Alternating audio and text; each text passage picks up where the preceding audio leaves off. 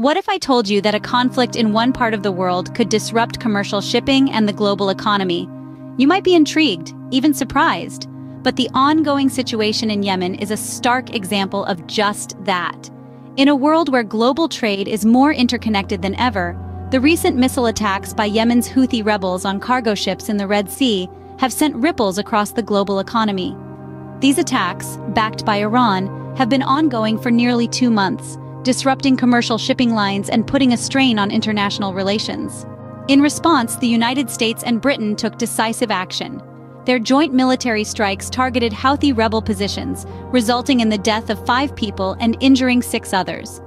But these actions, according to a White House spokesman, were not an act of war, but rather a preventative measure to halt any escalation of conflict. However, the Houthis, who control a significant portion of Yemen, didn't take this lying down. They retaliated by launching a ballistic missile, which fortunately failed to hit its intended target. Yet they issued a stark warning to both Britain and the US, promising a heavy price for their perceived aggression. In Yemen's capital, Sana'a, a massive rally took place against these airstrikes, showing support for Palestinians. Organized by the Houthis, this rally demonstrated the widespread resentment towards Israel's conduct during the Gaza war. Many in Yemen and across the Arab world see the American and British airstrikes not merely as a response to the Houthi attacks, but as an escalation on Israel's behalf.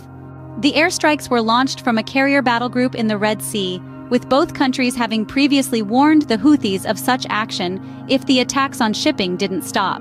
But this show of force didn't deter the Houthis. If anything, it only strengthened their resolve.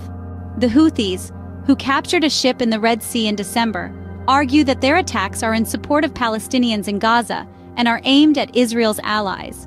Iran, providing the Houthis with training and weapons, stands firmly behind them. Despite the Houthis' claims, the British and the US maintain that their actions are not linked to the war in Gaza. They insist that their response is necessary to address the Houthis' breach of international law and their indiscriminate attacks against international shipping, which have affected over 50 countries. But the reality is complex. While the airstrikes are partly about ensuring freedom of navigation in the Red Sea, they are also directly linked to the events in Gaza, representing an escalation in the crisis gripping the Middle East.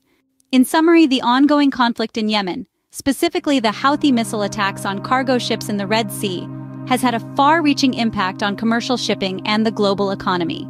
The retaliatory airstrikes by the United States and Britain, while aimed at preventing further escalation, have instead intensified the situation. Furthermore, the conflict is intertwined with the larger geopolitical context, including the war in Gaza, further complicating the situation. This is a volatile and evolving situation that demands the world's attention.